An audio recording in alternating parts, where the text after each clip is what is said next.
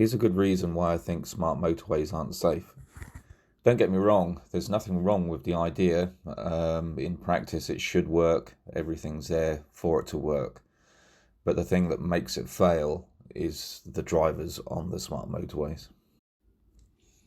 For about 5 miles now, the overhead gantries and signs have been indicating an impending lane closure.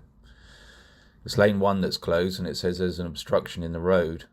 This is why I'm driving in lane 2. I'm driving an HGV weighing about 50 tons, 53 feet long, carrying a hazardous load. Here comes a gantry. It's difficult to see at the moment, but as you get closer you'll see that it's showing that lane 1 is closed, that there's a speed limit now of 40 miles an hour, which is why I've just slowed down to around about 40 miles an hour.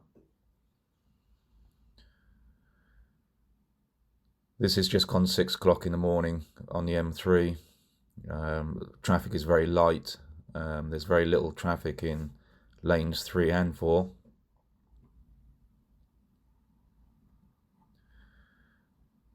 Can see more flashing lights ahead.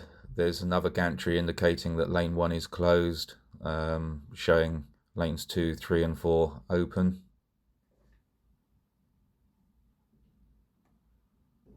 Can just see some hazard lights on the left hand side as you approach.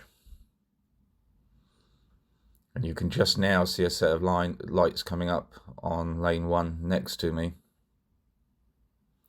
Someone thinking that the rules don't apply to them, they can carry on. Doesn't really show it very clearly in this video clip, but they were literally 2 or 3 feet away from hitting the car and 4 or 5 feet away from hitting the bumper on my truck. All because they are either too lazy or too stupid to read the signs that are there for them, or because they just simply don't think the rules apply to them. A few seconds difference in timing and the results of this could have been massively differently. Someone could have ended up dead. And that is the reason why these smart motorways don't work. There is no safety buffer for people that have genuinely broken down in that situation. At least with a hard shoulder, you're not supposed to be driving in it. People don't generally drive in it. They don't have to look at signs to tell them they can't drive in it.